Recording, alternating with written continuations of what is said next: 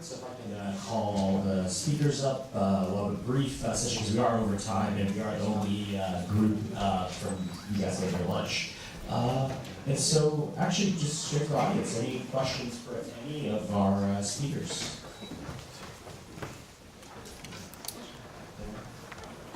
I can shout for Sure. the lunch. My question is for Eric. Can you speculate whether or not it's required to do preconditioning for patients in order to get reasonable engraftment?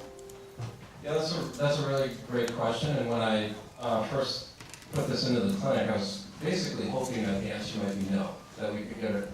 Because these cells, one of the things I did show is they have very high levels, as you might expect, of homing molecules, like CX-37. They do home to the bone marrow. So you might hypothesize you wouldn't need preconditioning.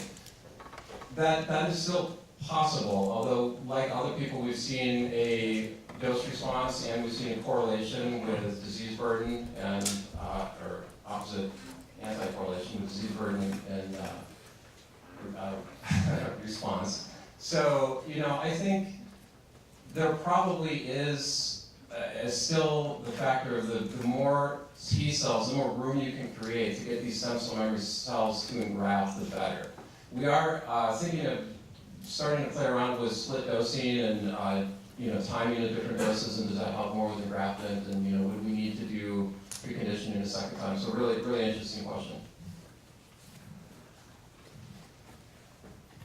Hi, my question is for Travis. So, with that switchable molecule that you have, do you guys see it pre-labeling tumors before you put CAR T cells in? Yeah, this is a good question. So we've tried co-incubation of the switch with the T cells before putting in, or pre-dosing with the antibody. It doesn't matter is what we found. So the switch molecule we're using is an FAB. So it's not bivalent, it's sort of inactivate the T cell. And whether it opsonizes the tumor prior to the T cell arriving there or not, we've got some interesting data in solid tumors which shows where we've infrared labeled the switch that we can get it to be uptaken into the tumor, and we have a long residence time in the tumor, and that would suggest that by the time the T cell gets there, it basically sees an opsonized tumor, which looks just like a tumor expressing an antigen target. So I think the short answer to that is it works in either direction. I was thinking the FABs would have a much better chance of penetrating the tumor than the whole thing. That's right, yeah. We published that in the context of HER2. We published an infrared labeled switch that goes into the tumor. So for the CAR T folks, is T cell exhaustion kind of at the heart of why solid tumors are not effective in either your stem cell memory approach or your switch approach as an angle on hitting solid tumors? I can start with that. I think you're right, Eric. I think it's a multi-pronged issue. I think that's one of the issues. Suppressive tumor microenvironment is another issue. The fibrotic nature of the lesion is another issue. I think it's one of the issues. Whether it's the main issue or not, I don't know. I think it's still yet to be determined.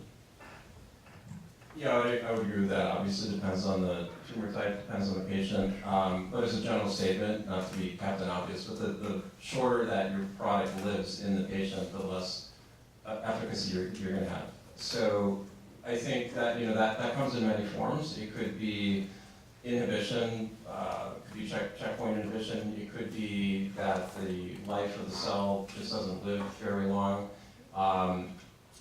When you think forward to maybe the next generation of products, which is probably allogeneic, then you need to start thinking about, okay, well, you can knock out MHC1 to shield you from host versus graft, but then are you going to get an NK response, which is sort of shooting yourself in the foot? So I think it's a good question. From our standpoint, we just said, look, let's try to get binders that don't show any T cell exhaustion to avoid one possible problem, but I'm sure it's multifactorial. And of course, taking a step back more fundamentally, in solid tumors, we need the targets that really discriminate from malignant versus normal. For CD19 targeting, we know patients can have pure B-cell aplasia, live a relatively normal life with IVIG vaccinations. We know BCMA, that's unique prostate antigens, but in many solid tumors, we don't necessarily have that. And so some of the early work with like HER2 CARs There was pulmonary toxicity, often fatal, cross-reactivity, and so one of the challenges in solid tumors is finding those unique targets, and we saw some of the really innovative stuff that's come out of several local companies as well as UCSD and all the various collaborators as well. And so with that, if there are any other questions, please approach our speakers during your lunch. We want to be mindful of everyone's time. Thank you.